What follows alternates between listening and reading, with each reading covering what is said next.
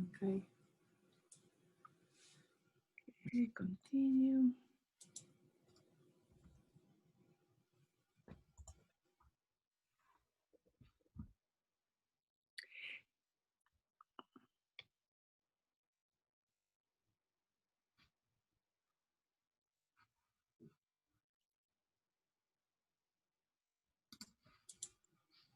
Alba Griffin is one of the authors and just joined. Yeah. Oh, Magalí, no te reconocí, Dios mío, yo estaba mirando a otro lado. Hola Magalí, ¿cómo estás? Hola, muy bien, ¿cómo estás, Zoila? Gusto de verte. Estaba acostumbrada a verte con el pelo largo siempre. Pues aquí está. Sí. Lo corté, pero volvió a crecer. Sí. ¿Cómo has estado? Bien, sobreviviendo como todos, felizmente. Eso. Sí. Bien. Yo acá en el sótano de mi casa, que es el único espacio donde puedo estar tranquila, lejos de las niñas, sí. ¿Tiene dos niñas? Sí, 2 niñas, de 1 año y 7 años, así que muy ruidosa la casa. Estás distraída, entonces. Eso. Tienes mucha distracción. Voy a ponerme mute para no fastidiar. Hola. Amazing.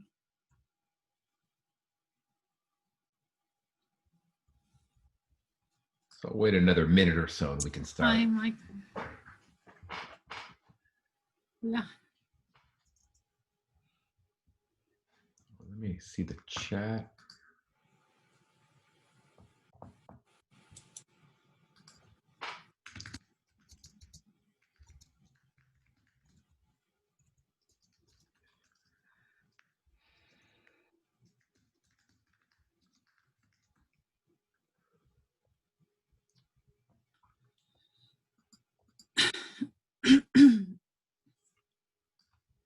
Okay, I think we'll begin. I want to welcome everyone, and I know we have people. I've just gotten a couple texts. People are be here in 5 minutes, 10 minutes. One person said, "Go ahead without me," which we would have done anyway. But anyway, I want to thank you all for attending.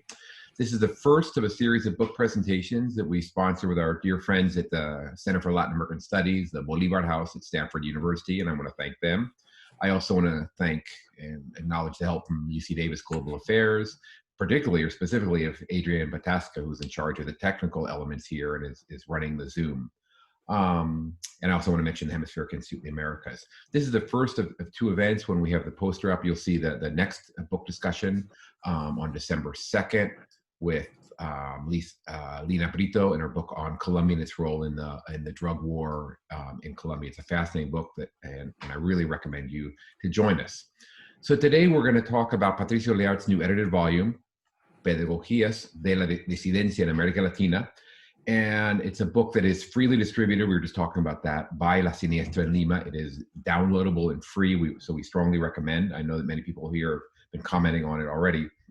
It's an astonishing, very important series of essays. It began with a conference, or Patricia mentions a prior conference, which I just love the name of. It was called Pedagogy, Singular, of the Oppressed in Time of the Emergence of the Emancipated Spectator. And it's a series of chapters on cultural appropriation, activismo cultural in the 21st century. And it's a very important theoretical, methodological overview of the changes in fields as far as pedagogy of the oppressed, Freire's famous term, also new social movements or new social movements. And the chapters themselves, the spaces they talk about are fascinating and very important in themselves. These include rethinking racism, jails, the classroom, radio, Quechua and indigenous language revitalization, and the internet. There's a series of essays. I recommend them strongly. I know it's already had a strong impact in England. In Peru, I've seen quite a bit about it. So I'm going to leave it to our 2 presenters today. First, Patricia Oliart will give us a presentation about the book. We'll speak for about 15 minutes or so. She's a senior lecturer in Latin American Studies and the head of Spanish, Portuguese, and Latin American Studies at Newcastle University in the UK. And commenting will be Magalí Rabasa, who is an assistant professor at Lewis and Clark College and an alum of UC Davis. So I want to thank both of them, and I want to thank you all for that. We will have time at the end for questions. The best format we think is chat, so if you could just send them in, I will moderate them and include them. So Patricia, adelante.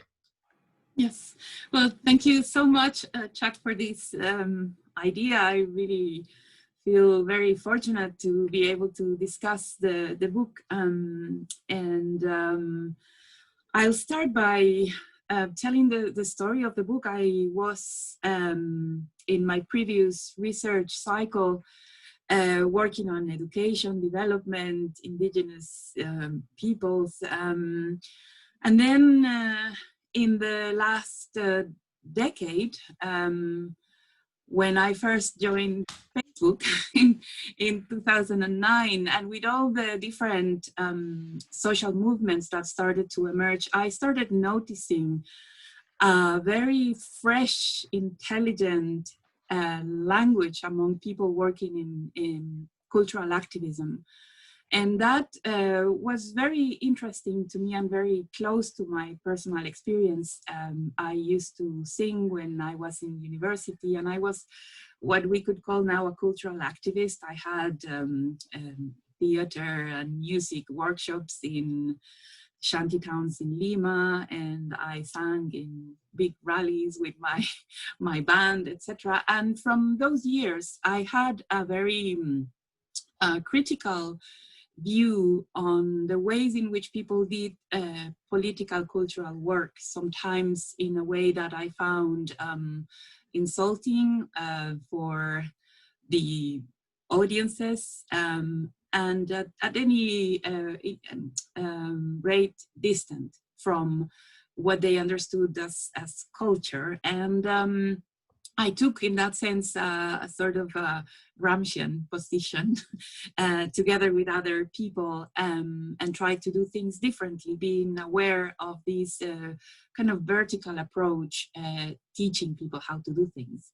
And when I noticed this transformation and this different way of dealing with the practices of politics and cultural activism, I got really interested into it. And first, it was a personal interest and curiosity and kind of a celebratory spirit looking at that.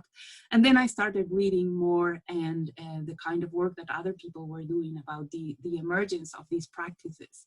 And this is how it all started. I came across Jacques Rancière that I hadn't read before, and his understanding of cultural work and pedagogies that are involved in the arts, and what it means in terms of the possibility of establishing egalitarian relationships with the audiences was very interesting and motivating. And then I, of course, relied on my knowledge of Educación Popular, which is something that I also practiced and was engulfed in many debates when I was doing this cultural activism in Peru in the late 70s, early 80s. And so I thought that it was an interesting idea to put these two perspectives in conversation, because in a way there are a lot of similarities in the approach. And this is why I thought of this event, Pedagogy of the Oppressed in Times of the Emancipated Spectator, thinking in how these different groups of activists interpolated their audiences in a playful way, trying to provide more the experience that allowed people to live in a different way, to establish different relations with people, and to affirm new values. And this is how it all started. And then if we could see the table of contents, I can walk you through the book. I wrote an introduction that allowed me to go into a very important thing that I consider needs to be done, and this is to historicize the transformation in the approaches, and how history and politics provide different layers of contents that everybody is exposed to. And so you can see how, without much theoretical debate, people produce art forms or intervene in society to transform society by generating new subjectivities, including a very complex agenda that has developed in the past decades. And so I wanted to write an introduction that allowed to see these transformations and these layering of understandings, perspectives, but also positionalities in society, because we are much more complex than we were before, and due to the very action of different social movements, there are more spaces of enunciation and more opportunities for people to debate on their own subjectivities, for instance, with the emergence of feminism or with the growth of anti-racism, in many cases coming from the state, the same as feminism. No? So this type of intervention that also have an echo in society are elements that form part of the discourses and practices of these new, we could say, cultural activism. And when we had this first meeting, and also through work I do as a PhD supervisor and just a colleague gathering people, I also organized other events and conferences where I met the different authors. I invited a few of them to come together with experiences that I thought could bring the book together with all this range of experiences. And I also tried to be very open regarding the moment in the careers of the authors, and also the things that they do. So there is also a diversity in the nature of the work the authors do, but also in what they do. So I organized the book in a chronological way. And we have first a chapter about Pedro Lemebel and a radio program he had in Radio Tierra, a feminist radio station. And the chapter examines the kind of description that he does himself as one of these activists who in his practice teaches people certain things. And he's very aware, autocritical, no? His perspective on his own practice, and acknowledging the moments when he fails to engage his audiences in certain things. No? For example, he tells how a guy in prison tells him that he was cool except when he criticized Don Francisco, no? For example. And then there is another chapter where a group of colleagues in Chile, in University of Chile, who are also activists, tell us the story in the form of a systematization, very common among young social scientists, but also NGOs doing work in communities.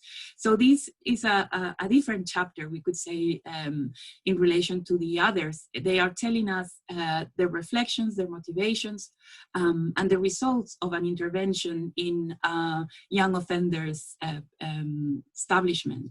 And the option the educators had to break, even in this context, the authoritarianism in this total, you could say, institution, but also using the loopholes that the variations in the Chilean laws regarding youth offenders had during the alternating regimes.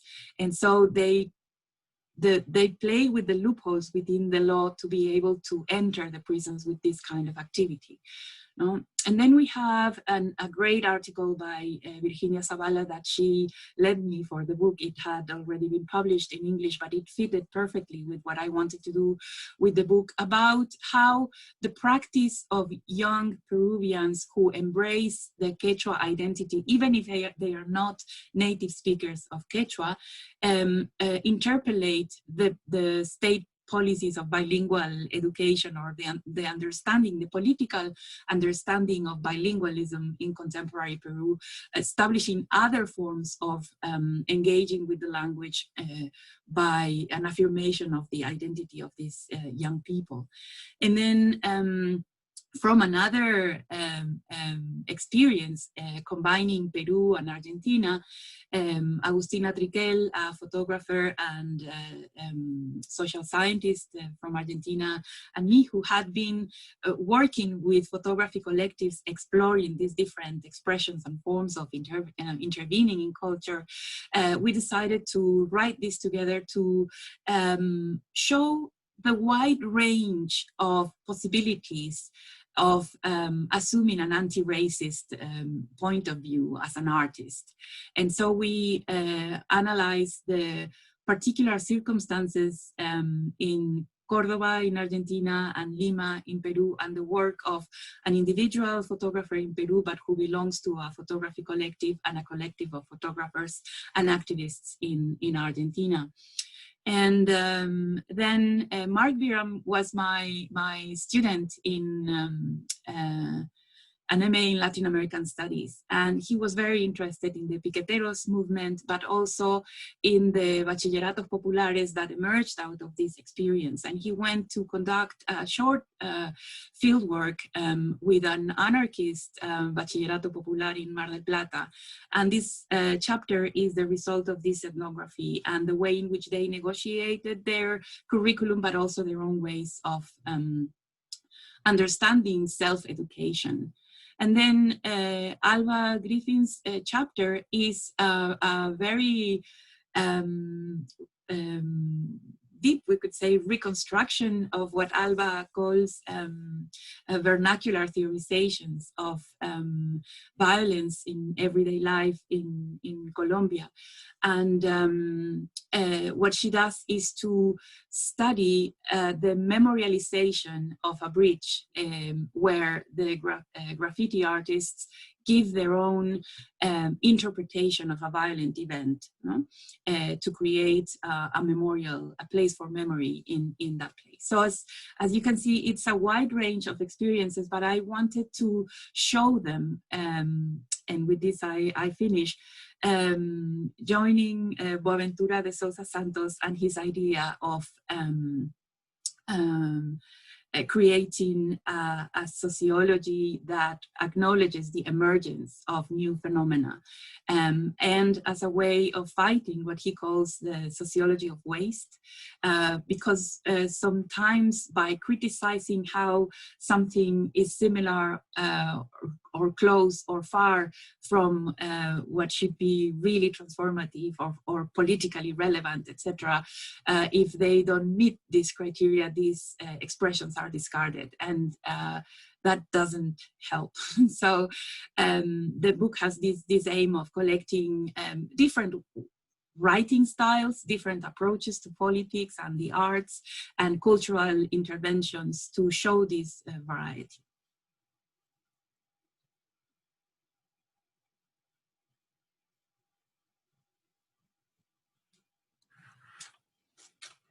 All right. Is that my cue? Yes. Okay. All right. Well, thank you so much, Patricia, and felicidades. This is a fantastic book, and it's so wonderful to have it so readily available to all of us. I first want to just say how thrilled I am to be here with one of our virtual here's being HIA at UC Davis, which was a really important intellectual home for me while I was doing my doctoral work at UC Davis. Big thank you to Patricia, Chuck, and Alberto for the invitation to participate in this inaugural conversation for what promises to be a really exciting series. I also really want to thank all of the workers who are making this event possible, because I think right now with the distanced format of so much of our experience, workers who are already invisible are even more invisible. So I just really want to recognize those who are making this possible.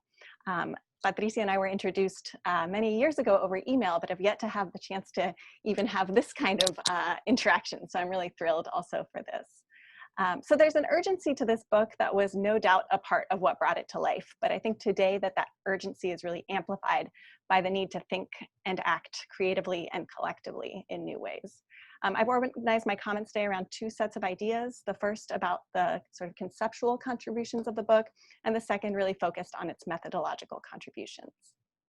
So with the concept of pedagogies of dissent, Oliart and her contributors offer insights into thinking about the shifting role of cultural practice and cultural production in political struggles for liberation in the Americas.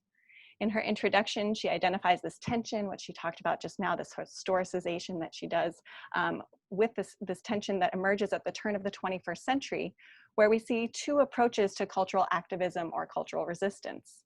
The first being identified with the 20th century legacy of culture as a vehicle for the transmission of the politics of liberation. And this is that all too familiar tendency of cultural production and political education being a vehicle for the explicatory and denunciatory communication that comes from that self-appointed vanguard. But as Rancière, who Patricia mentioned, and who she cites as well, insists, this is really a deeply anti-democratic use of culture and education. In my own work, and I'm not going to talk about my own work for more than just 12 seconds here, I promise. In my own work, I work closely with networks of alternative presses, alternative publishing houses in Latin America that are really closely accompanying autonomous movements.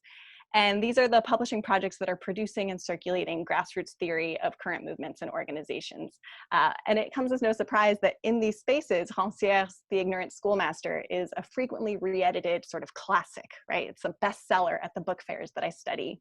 And I mention this not just because of the Rancière connection, but also because the spaces where those works are circulating and the events where those works are circulating and where those works are being brought to life are a clear expression of this second approach to cultural resistance that Patricia identifies in this introduction and across the work.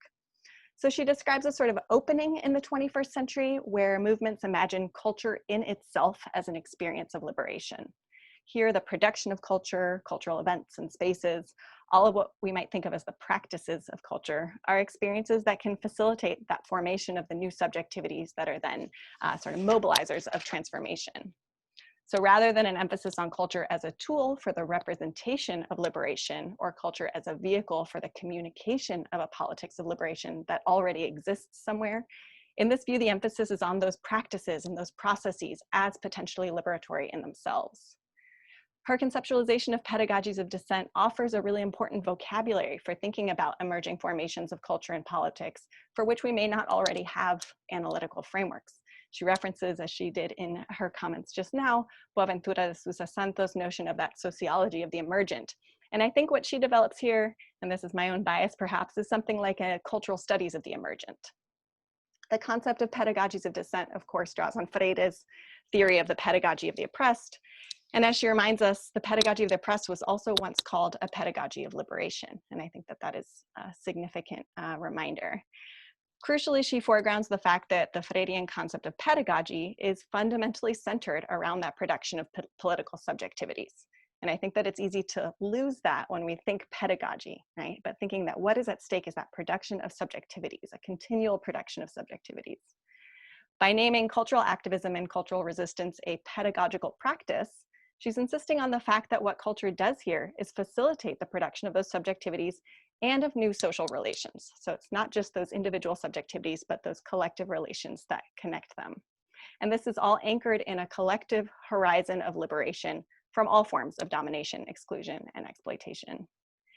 In this view of pedagogies and of culture, social relations are continually being produced and reimagined through that collective experience. Freire's pedagogy of the oppressed, and by extension, these pedagogies of dissent, are participatory, experiential, reflexive, but also reflective. They're practices of collective learning and of collective action, and it's that connection that is really central. Content and meaning is not given, but rather co-created and, crucially, emergent. The hierarchies and boundaries that typically separate those who think from those who act, those who speak from those who listen, those who create ideas from those who act on them, are blurred in these processes and productively destabilized. So these pedagogies can be thought of as creating a space for non-hierarchical social relations, or less hierarchical in aspiration at least. But also for that dehierarchization, it's a word I write and say all the time, yet I always stumble over it. The dehierarchization of the dynamics that shape knowledge and cultural practices. So again, those hierarchies that privilege the intellectual over the manual, the public over the private, etc. The book also offers us a new way to think about prefigurative politics by arguing that these pedagogies of dissent enact a cultural activism through which those collective experiences and processes are a catalyst for both critique of existing social relations and the proposal of other ways of being. What's especially significant is precisely the attention to the aesthetic dimension of prefiguration. This is where we come back to the notion of pedagogies of liberation as spaces for creation of meaning, rather than simply for reception or integration of some pre-existing meaning. The emphasis on aesthetics that these contributions offer suggests the need for new modes of analysis that re-articulate the political and the aesthetic to see the ways that they are dialogically connected. So we might ask, what is the materiality of prefiguration? What does it look like, sound like, feel like? How does it move? How does it travel? The projects and experiences that appear in this volume all emphasize practice and process, in addition to, and I would say even over, product or any sense of fixed content. So it could be said that this way of thinking about cultural production and process places the form, which is in a sense, the form is in a sense rather the content. It's something like Marshall McLuhan's famous assertion that the medium is the message, right? So we're really thinking about that form as integral to meaning. And when I say the form here, I'm referring to the aesthetics, but also to the process, right? Aesthetics often, we think of the product only, but we need to think about the form of the process of production, of dissemination, of circulation. This attention to aesthetics and process provides a really exciting way to connect what we might think of as a radical contextualist approach. Again, I'm speaking from my cultural studies training here. So that radical contextualist approach to thinking about culture, how we might be connecting that with a prefigurative approach to politics. In Patricia's co-authored chapter with Agustina Triquel, for example, they examine these distinct but nonetheless related photography projects in Córdoba and Lima, which she mentioned. And they examine how this medium works to generate anti-racist subjectivities by prompting reflection about representation at an individual but also a collective level.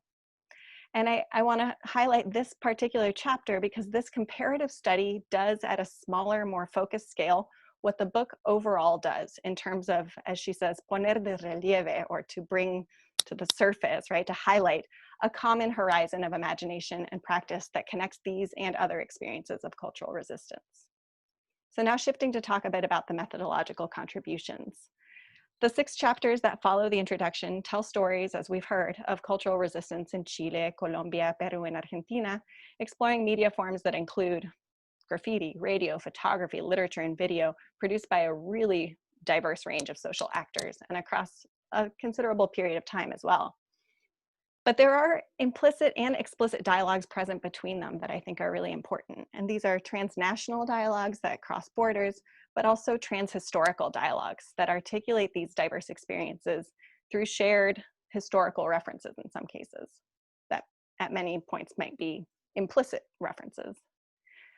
There's also something participatory about all of the contributions to this volume that in a way echoes the participatory nature of pedagogies of liberation and dissent. Some do this explicitly so, as they're described as enacting participatory methodologies. The chapter, for example, on the intervention in the youth detention center in Chile, if I'm not mistaken. Yes, in Chile. That chapter in particular, as Patricia mentioned, really lays out that participatory dimension. But others do it more implicitly as the authors position themselves as indirect participants in the production of the meaning about the cultural production that they're examining. So they're situating themselves as part of that ongoing production of meaning. Beyond the fascinating and compelling stories of cultural resistance that appear in the individual chapters, I think that this collection is especially important because of its networking effect. By connecting these apparently disconnected experiences, Patricia makes visible something that's happening across the region in a dispersed and decentralized, but also resonant and networked manner. The book can be read like the beginnings of an incomplete or emerging map, a map where others engaging in or witnessing similar or related practices might recognize those tendencies and the commonality that exists amidst that difference. This dimension of the project highlights an important role that researchers can play in the context of cultural resistance, documenting, highlighting, analyzing, and especially connecting.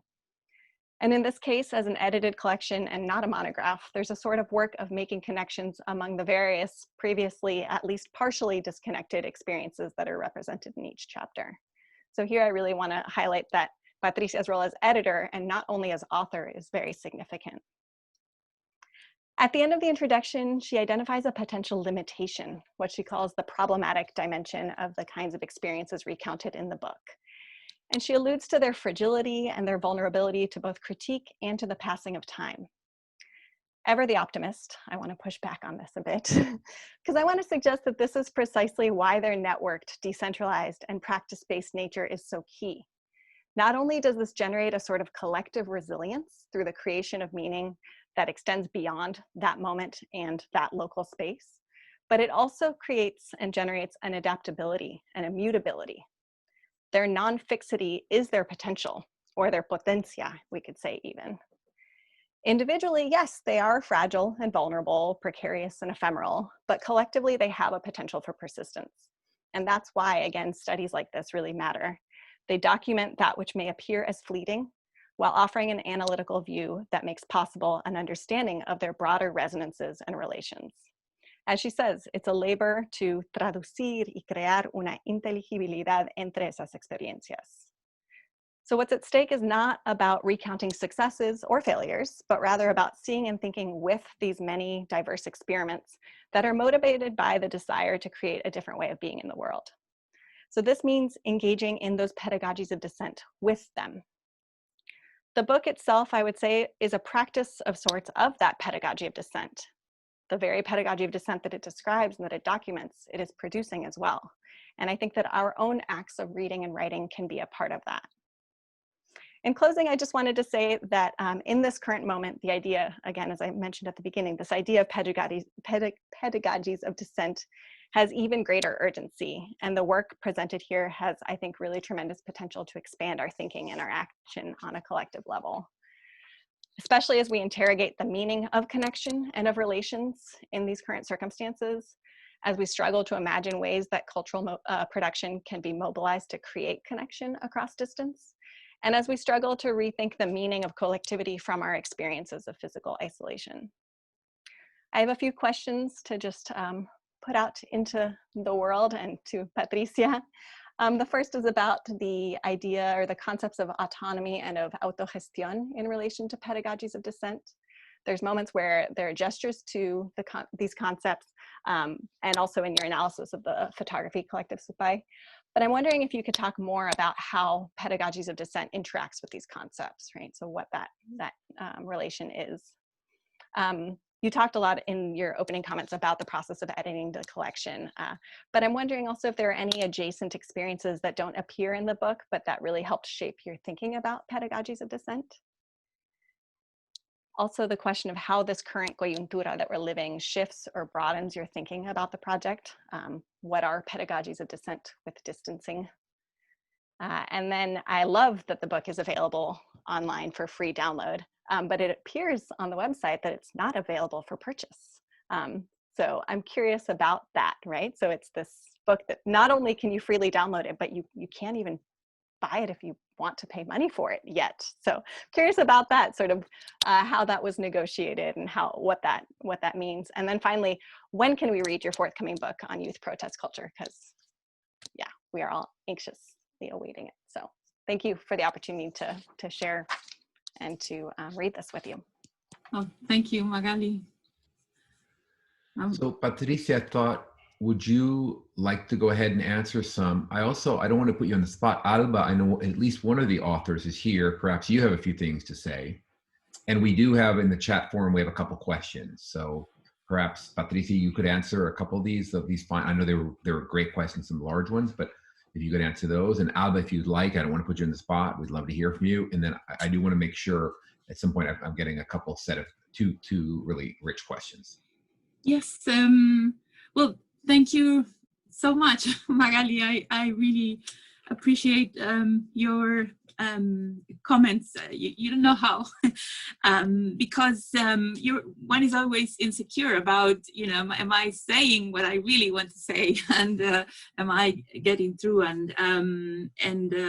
Yeah, it reassures me enormously. I want to say one thing first, and is that I share your optimism about the nature of these experiences, but I wanted to point at how sometimes these collectives feel this fragility and have a sense of failure many times when they disband or when the experience ends, and the feeling is that they have failed. And I've been in all these years working with them, telling them precisely that that's not it, that there is something that stays and that the effort is worthwhile, no? But the fragility also comes many times from the same field, from people who feel that they are in the same side, let's say, and are very critical amongst each other, and not always in a constructive way. And so I wanted to sort of address that fragility as well and how they perceive it. And regarding the other issues, you mentioned how it is important to look at the materiality of these things, and I think it is very much linked to the issue of autogestión and autonomy. Also as part of a claim, no? I have, as part of my book on Peru, that I hope it should be ready next year sometime. I have a big chunk already written, but these new ways of teaching are really in the way, and they are very time consuming, so I'm slowed down. But part of the practices that I see as generating new sociabilities have to do with the way in which they produce their art or interventions, and the rejection, for example, of help from NGOs or from municipalities or from whoever wants to give money in exchange for some kind of control or use of the work of these activists. And I think that's a very interesting affirmation of autonomy, but also on the economic activities this generates, because they support themselves doing what they do. I've learned a new verb in Peru, feriar, el verbo feriar, which they use to get money from their activities based on selling the things that they produced. And there is a whole market for this production that is a solidarity market. Everybody knows why they are purchasing what they are, getting, with the intent of contributing to the growth of these activities. So I think that these ideas of autonomía and autogestión are linked to the production of an alternative way of life where money has another role.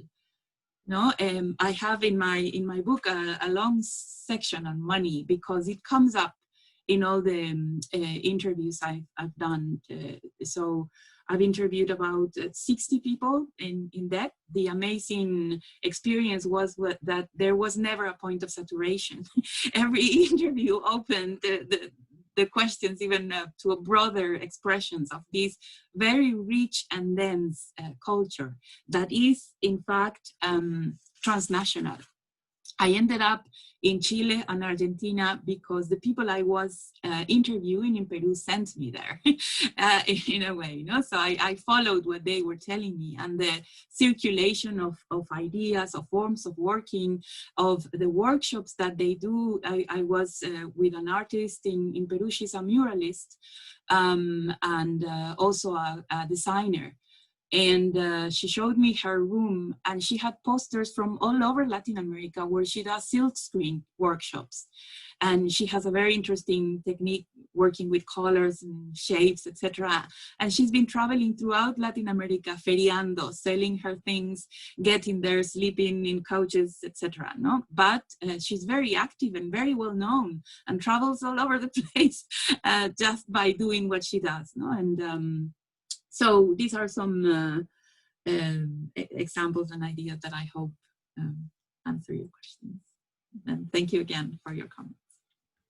Okay, I have already a couple questions. Maybe I'll pose a question, and then I know that we'll also then let Alba intervene. But first of all, from Michael Lozada, muchas felicidades a Patricia por el libro y Magalí por su excelente comentario.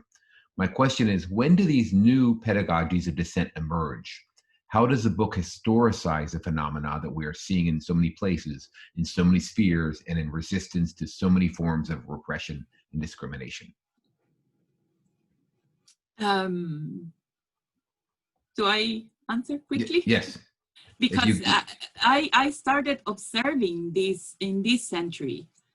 And I think it has to do a lot with the social movements, with the re-emergence of anarchist politics, issues like the squares movements, the values that people were presenting there, also the disenchantment of formal politics, and the need to find other ways of nurturing dissidents. No? So what is amazing is how these theorizations have been traveling and enriching each other without much cerebral discussions about this author or that other author. These are things that are also defined in practice, and with constant circulation of conversation that also connectivity facilitates. That's another thing that I think is really interesting, because you can see the debates and the threads of discussions, political discussions, very relevant, very deep, but with very few words, where issues are just dealt with, and with an immediate reflection in political practice. Very urgent, everything, very urgent, very immediate.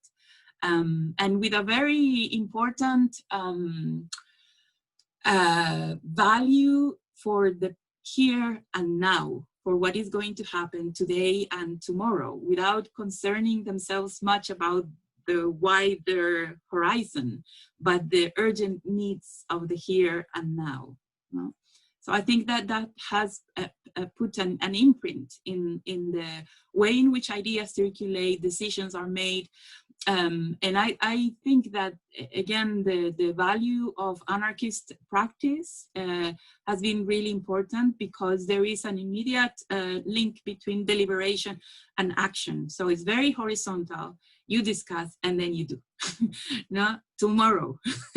And I think that's quite new, but it's from this century, I would say. Probably trails back earlier on, but I see it here. Magalí. Could I chime in? Yeah, I absolutely agree. And I always say that this century for me, in the context of these movements and resistance, this century starts in 1994 for me, with the emergence of the Zapatista movement. And so I always say the 21st century, but that started in 1994, because I think that is an undeniable influence on a hemispheric and global level. And I think that it has everything to do with that sort of horizon of autonomy, whether named or unnamed, by movements, that I think really connects a lot of the practice with the here and the now focus, and that prefiguration that does come from anarchism. I consider the Zapatistas an anarchist movement. They will never name themselves that, but in their form of government, their form of cultural practice, et cetera, we can see all the sort of principles of anarchism in action. So I definitely appreciate that that historicization. And I think that it's that linking of an anarchism of this century, right? That is absolutely inflected by a politics of autonomy and very significantly a feminist politics as well. Excellent. Well, the questions are rolling in, and we had decided beforehand that I would read them. I know they're on chat, but it'll just make it easier for Patricia and Magalí. So, and I also want to, your mention of artists, I did not mention in my introduction, I didn't thank Sara Clemente from Stanford University, who made the lovely afiche, the flyer, did a wonderful job. She, Elizabeth, and Alberto Diaz, who were really key for the support from Stanford. And Alberto asked the following question. I have a question on whether pedagogy of dissent can be sponsored by the state. I'm thinking in particular of a lot of youth violence prevention programs in the region that are often paid by state or government funding, but are quite autonomous in what they actually do on the ground.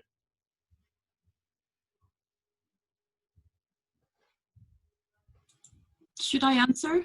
Or yes. Do we wait for more? Yes. Well, there is a lot of different experiences about this. And I think that the key is the connection that whatever program establishes with people and how respectful they are for what the people want to do.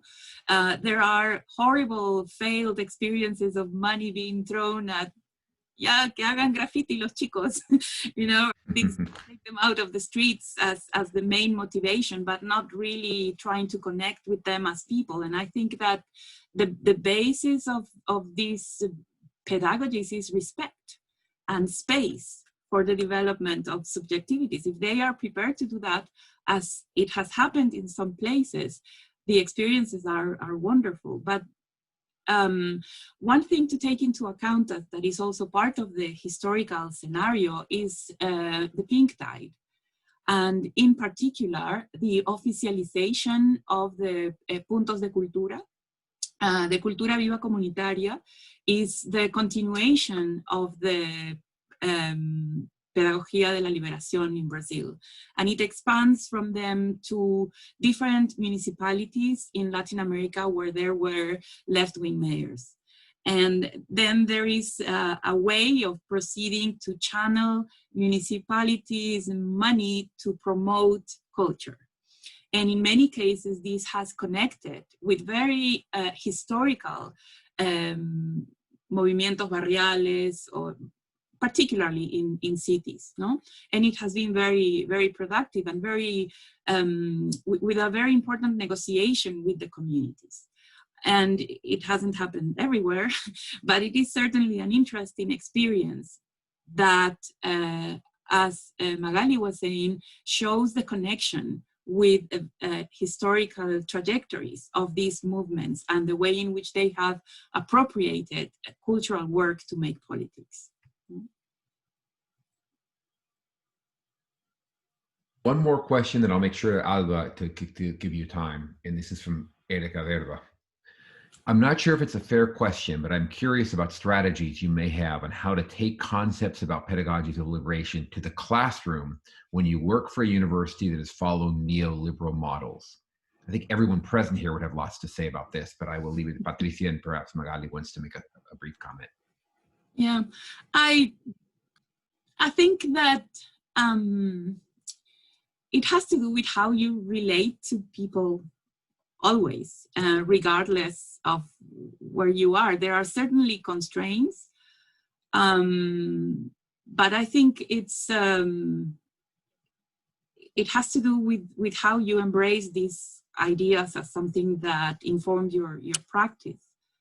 I don't have definitely a recipe, and I'm not even sure that I am all the liberator I would like to be, but yeah, I think it is difficult to respond with a recipe or something, but I think if you embrace certain principles, you're going to apply them anyway, in any way you can, you know? Yeah, Magalí, would you? Yeah, yeah, I think it's a fantastic question, one that we're definitely thinking through continually. One of the ways that I try to imagine that is with the materials that I bring into that classroom space, right? And so bringing things that students might not otherwise have access to, right? Working with the kinds of materials highlighted, the kinds of cultural products highlighted, for example, in the contributions to this book, shifting thinking about what counts as knowledge and significantly what counts as theory. That's, I think, one of the biggest interventions I try and make in the classroom, is to really shake up the students' thought and my own about where theory comes from and where we can see theory emerging. And for me, that's one strategy. So, you know, using different forms of media, folks who might not be considered to be theorists or intellectuals under sort of standard hierarchies, and then doing everything we can to extract resources and shake up those neoliberal institutions. Great. Alba, can we ask you to intervene if you'd like? Yeah, sure. Yeah, thank you. Well, I guess I would just say that it was a real pleasure being part of this book, and actually only reading the book after it was published, but seeing the connections between the chapters. Because when I was carrying out this research, I was doing my PhD, and I remember when I was in Colombia especially, and trying to talk to all these different graffiti artists and thinking about graffiti and how I was sort of seeing it as an important cultural product, I was coming across what I saw as obstacles where people were saying, yes, this is good because it's saying something clearly political. This kind of graffiti is rubbish because it's just a scrawl.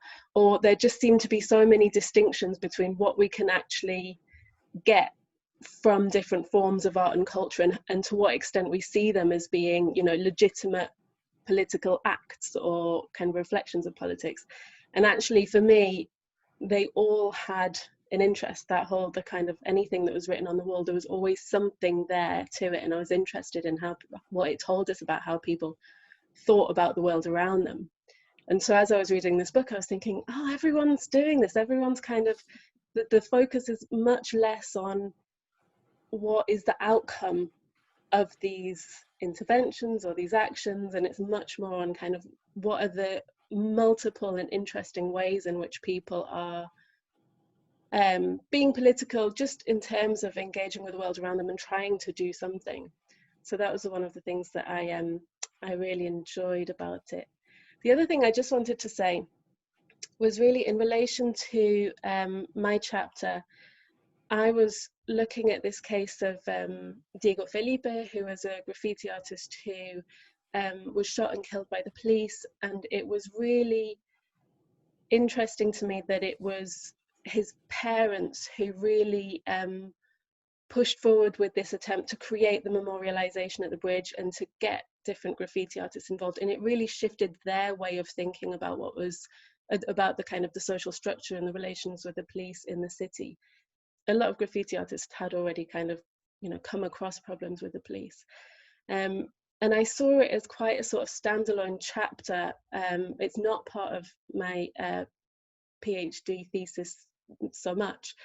But then since its publication, Colombia has seen huge protests in relation to police violence and police abuses that should, I think, be linked more to Black Lives Matter movements around the world, but reporting on which I have not seen much of in the UK. I don't know about the US, but it kind of reminded me that these are amazing forms of doing politics, and it's great that people are engaged in the face of kind of quite horrific situations, but it's also sad to see that that chapter is still relevant and that there are still these kind of obstacles that people are facing, these kind of violences that people have to negotiate. So I'm always torn between the optimism of cultural activism and people doing stuff, and the sort of sadness at seeing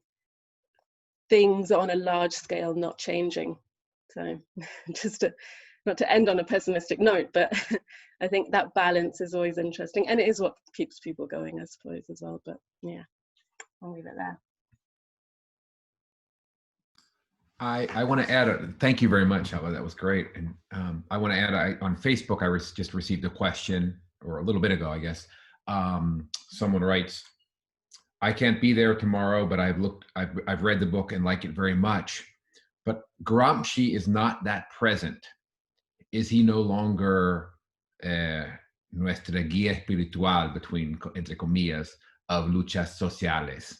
I couldn't avoid that question. So the presence of Gramsci in the book, and is he not have the person who elaborates not have the theoretical weight or the political presence that he might have 20 years ago with new social movements? I consider myself very influenced by Gramsci. I mentioned him just to paraphrase him in a section of the introduction, but really there is one very important motivating thought I have from Gramsci when in the introduction to the philosophy of Benedetto Croce, El materialismo histórico y la filosofía de Benedetto Croce, he talks about becoming a subject in politics as this more or less random moment in life when you can be walking by the street as a leaf just pushed by the wind, and then something clicks in your head and you embrace your circumstances and understand yourself as a possible interventor in these circumstances, as the political moment when subjectivity emerges. You know, and in a way, what is behind all these efforts of producing practices and subjectivities is this understanding that you need to be present to do something. No, change is only possible if you are present, understanding what happens around you. And the thing is how to achieve this dialogue between the different ways in which people may be perceiving these things and the possibility of creating a collectivity that reacts to these circumstances. And so Gramsci, his concerns on culture and on political subjectivities is present. But if you read the introduction, it's not very theoretical. It's a lot of trying to put together these experiences and bring in what I consider useful to talk about these things. No? And so I brought in maybe things that I have read more recently, but yeah, I can say that Gramsci is still in my heart and my brain because that's how I started thinking about the importance of culture in politics. Magalí, did you want to comment on that, or? Okay. No, I was simply saying same. Yes. Great. Yeah. I think Okay. Gramsci is there without being named. Okay. Yes. Excellent. Okay. Is there any final brief comments, questions? We have a couple minutes, but I know as a lot of people, 3 or 4 people have said, very sorry, I have to be off at 1. I know that the photos will start disappearing. Okay, well, I just want to, first of all, I want to remind people at the December 2nd event, the talk, that'll be a similar format. The author, Lina Brito from Northwestern, and the commentator, Ricardo Lopez Pedreros. And then the book is Marijuana Boom, The Rise and Fall of Colombia's First Drug Paradise. This is, again, co-sponsored UC Davis and Stanford University. I want to really thank everyone. I want to thank, Patricia and Magalí for their excellent effort. I want to thank everyone for being here. You've restored my faith in Zoom. I'll be very honest, very personal here. I have Zoom fatigue, is mostly it's meetings, things like that. And a couple events I've gone into Zoom, it just didn't come anywhere near sitting in a room with someone, sharing ideas, arguing, complimenting. And this was great. I learned a lot. I really, really strongly recommend the book, and I think this forum worked well. I think that I was really glad to get these fantastic questions. So anyway, I just want to thank everyone so much. If you're, again, the book is free, downloadable. You can't buy it. It's only free, as Magalí insisted. But again, I want to thank everyone and all the people who made this possible, who we've mentioned before, but it does. Zoom is not easy. There's a lot of people here, technical help, our beautiful Sada and the beautiful Afiche and things like that. But anyway, please stay well, and thank you all for joining. Thank you so much.